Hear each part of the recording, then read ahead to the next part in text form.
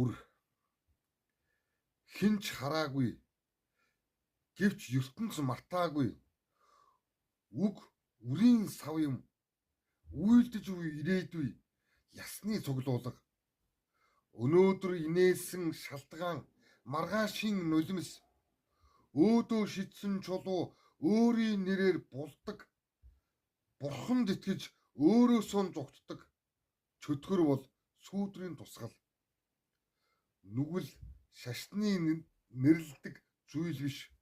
харин бурханы өөртөө үлдээсэн хожмын захиа буян тэнгэрт хуримтлагддаг оноо бишээ харин чамайг байхгүй үед өмгөөлөх дурсамж юм худал хэл үнэн чамайг орхино үнэн бай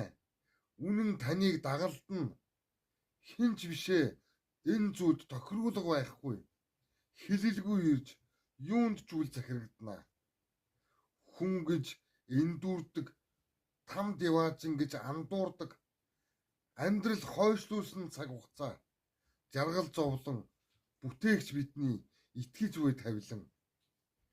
нүглээс өгсөн өөр нэг зам биш нүцгнээс нүцгэн сонгодог алхам үхэх явцад төрсөн сэтгэгдэл мэт амьдрал өөрөөс өөр уншигчгүй үйлийн үр гэж хэлсэн байна.